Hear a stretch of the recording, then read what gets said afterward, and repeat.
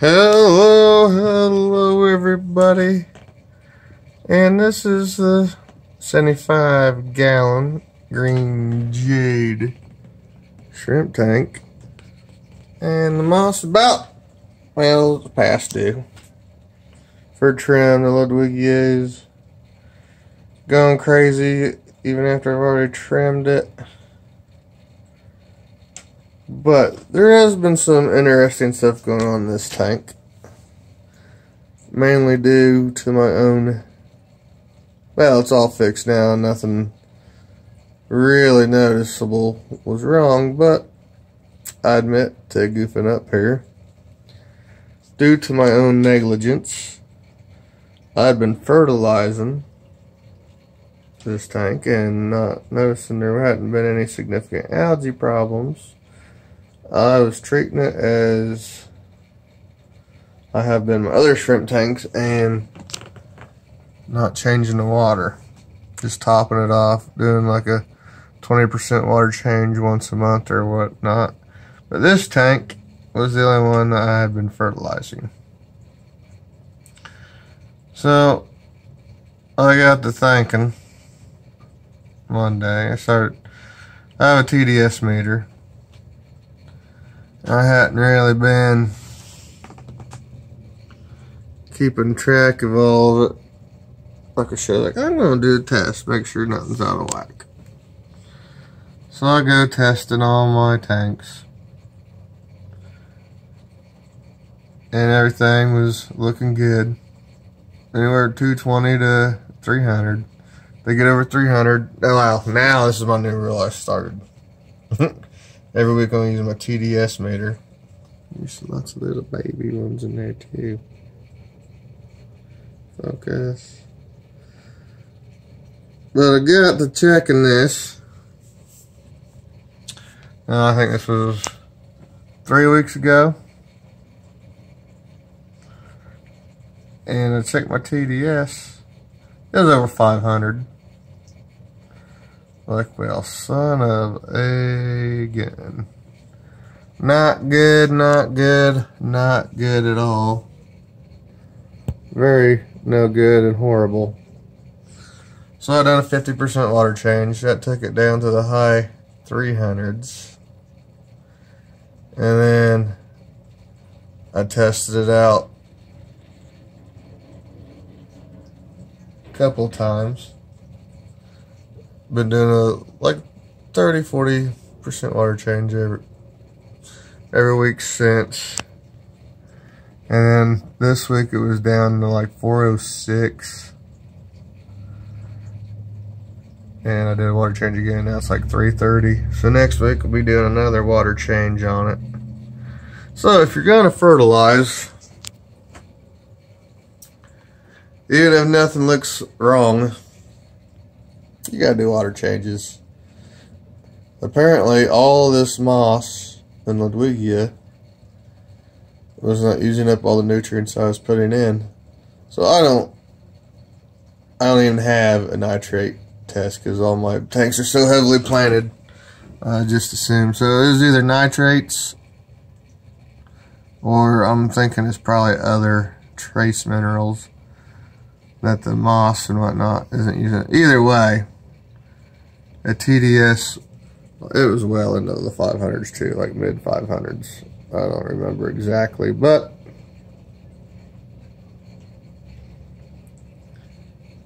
it was way high. And so I'm going to be doing a water change every week on this tank. 30-40%. The first one I did 50. I got it down, I think that first water change got down to like 390 or something. 400.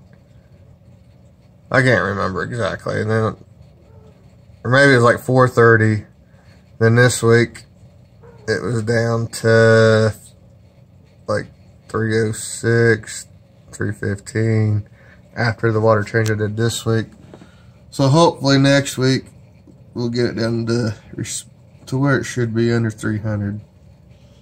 Not just because these shrimp, I noticed I hadn't been seeing a lot of baby shrimp for a while, and that had me concerned. And then, like, another thing I've noticed in the last couple weeks is the ones I'm trying to avoid, ones like colored like that, the males, they're almost orange yellow looking. There are less and less of those, and even the males are returning back to their olive green, olive drab color like they are in my other colony. So I am starting to think it may not have been so much the super light substrate. I still think that plays a role, a significant role in it.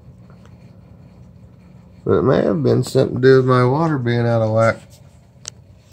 And it's getting to the point where there's little green shrimp everywhere you look in the moss. These numbers are going to start exploding, hopefully. Anyway. That is a big rock. And it is going to end up being completely covered by this pilo moss. So I've been making plans and thinking about what I'm going to be doing for my upcoming shrimp expansion. I want to get more into making more shrimp, farming some shrimp. And I'm still not sure, but I'm starting to lean more towards the stock tank thing. Like I have my big guppy pond, have some of those just for shrimp.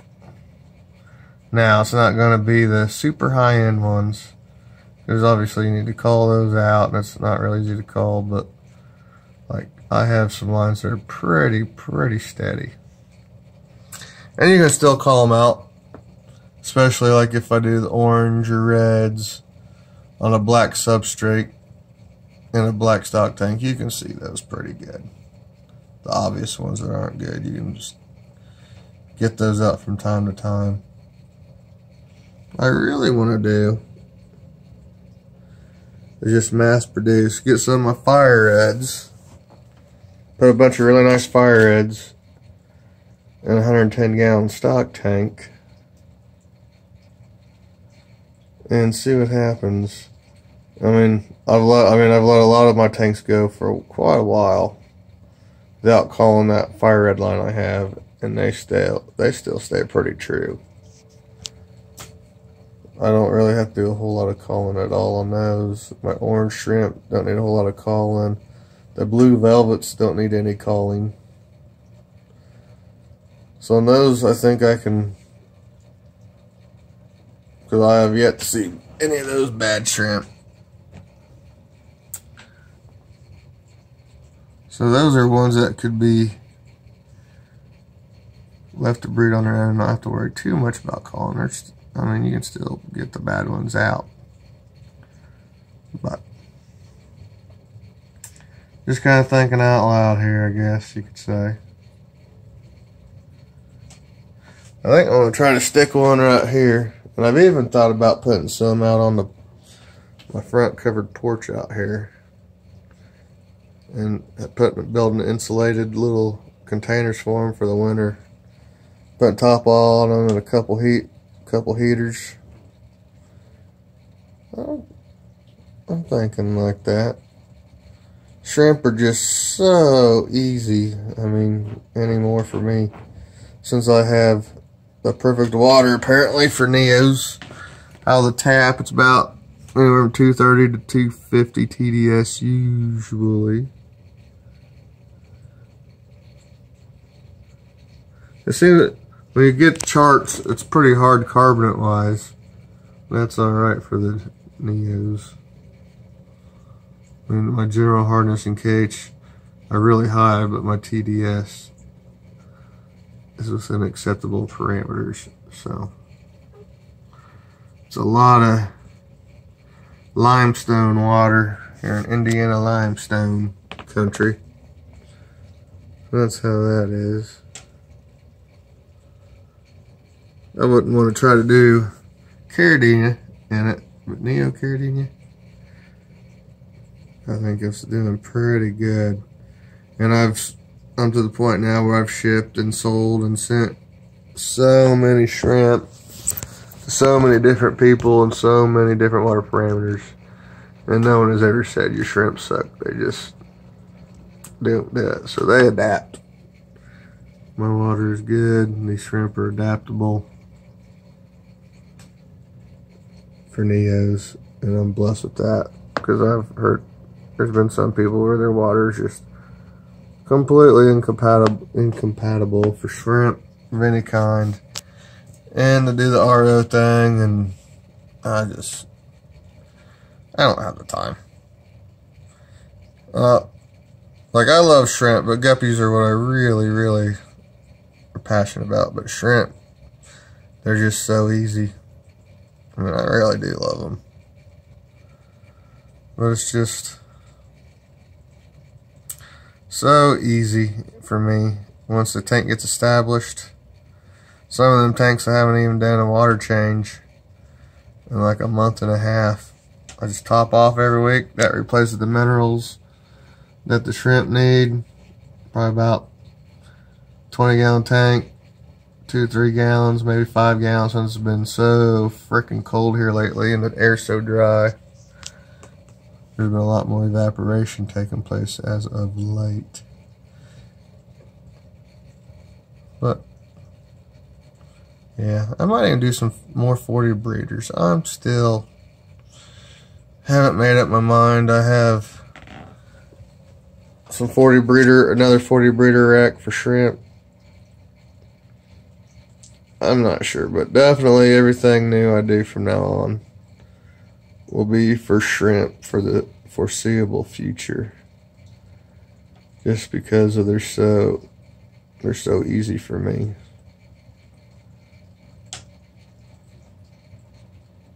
I mean, less food, less water, way less time, way less effort. You sit down, watch and relax. The thing with shrimp, with guppies you can make as many as you want to make. But it's how much work you want to put into it. With shrimp,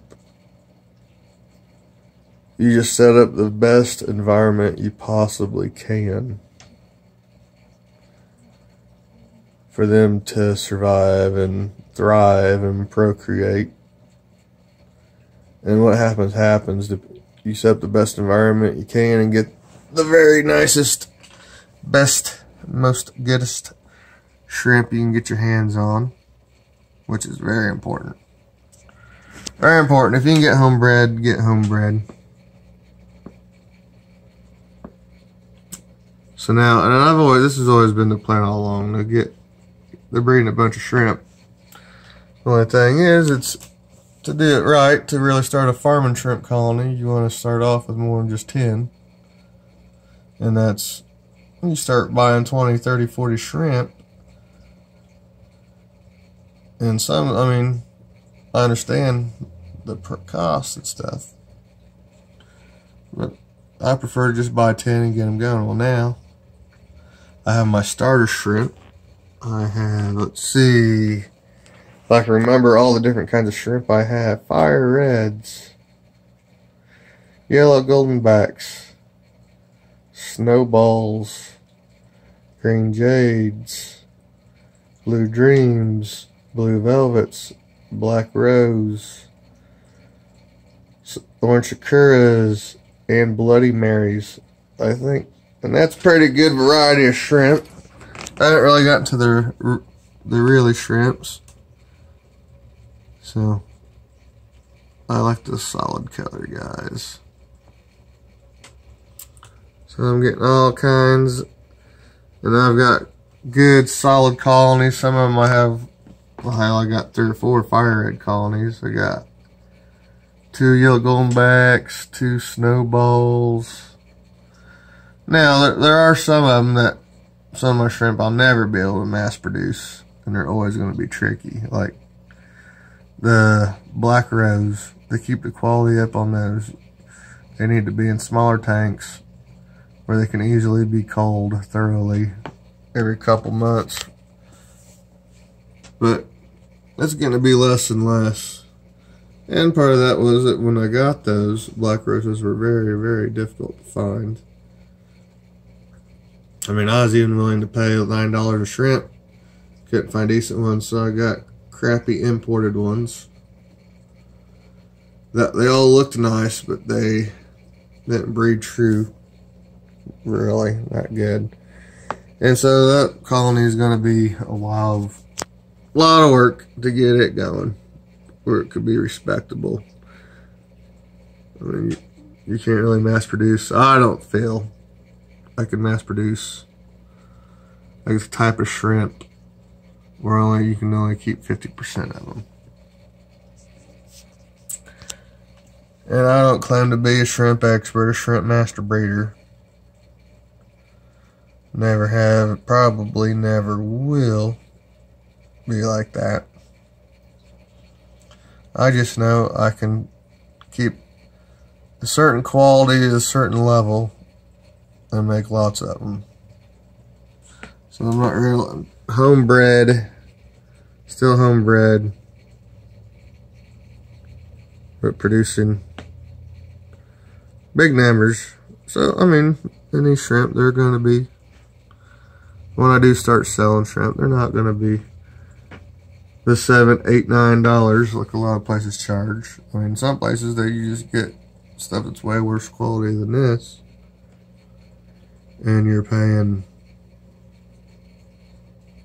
$7 to $9 a shrimp. I mean, if I can do $3 or $4 a shrimp and have better quality than most, that's the level I'm trying to look at.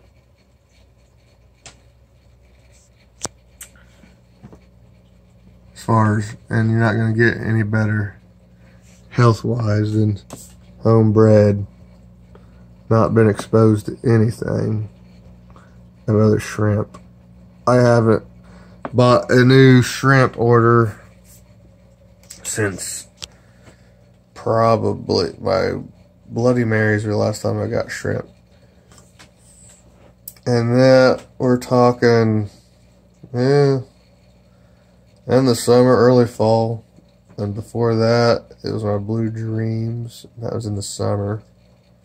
So I had to reorder those. The only time I had a shrimp colony fell on me. And that's because of the original person I bought them off of. Out of the 10 I sent, I got 8 males. I was pretty disappointed. So I got a bunch of Blue Dream culls, which ended up being 8 males. Go figure. And so I ended up having to get some shrimp from somewhere else that were more than likely, I'm pretty sure they were imported, but they were healthy imports.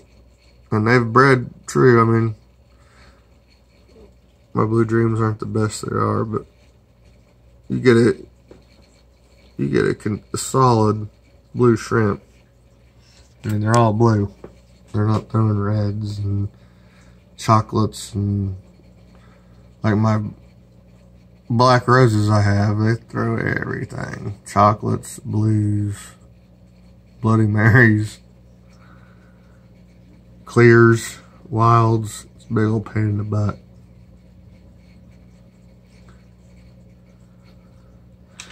And this line, I do my best to keep, I don't want to take out all the males, because obviously the males are going to be not the female quality. So I'm careful not to, when I do my calling, to make sure. Like that is probably a female. I think that should be called out right there. But this thing probably is due for another call. Well, you know. I was just going to do an update on this and I started talking shrimp. So I'm pretty happy how this is going. And to pay for itself, shrimp are obviously the way to go. Obviously less money, less food, less water. less filtration needs. Like, I've not even cleaned out these. Of course, this is probably the most over-filtered shrimp tank in the history of mankind, with a Aqueon 75 and an Aqua Clear 110 on it, with the great big sponge pre-filter intakes. That's just what was on this tank. That's the same filters I was running when it had 500 guppies in this very same tank, so I just let it be.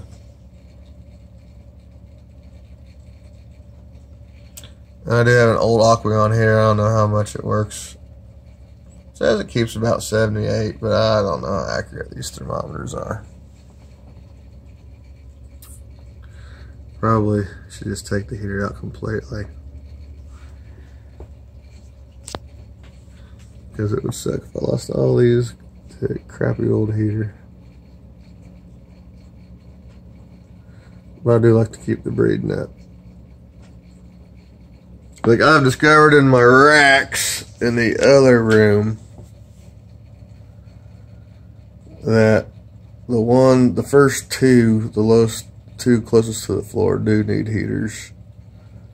Well, they don't for shrimp. They don't need them, but when you start getting water in like the lower 60s, you need that. Well, I mean, I'm talking when it's freaking tundra outside here in Indiana, like it was this last week. Got down to almost -20, -50 wind chill. And right now it's almost 60 degrees and sunny. Go figure. It's beautiful outside. Now we'll get this beautiful day. Now it's supposed to be in the 50s and rain for the entire next week. So go figure that. -50 wind chill. Let's see, Wednesday. And now it's Sunday and 60 degrees and sunny out. There's not even a slight chill in the air. Of course, when you're used to freezing your butt off, when you're used to it being so cold it hurts, 60 degrees is almost orgasmic. So look at them all gathered on the rock. I love these greens. I love them. Yeah. I guess it's turned into quite a talk about shrimp. So we're getting up to 23 minutes now. I'm sure not too many of you are still with me. If you are, thank you for watching. Oh, and if you need to subscribe, I need to start doing that. Telling people to subscribe and like. So, again, thanks for watching.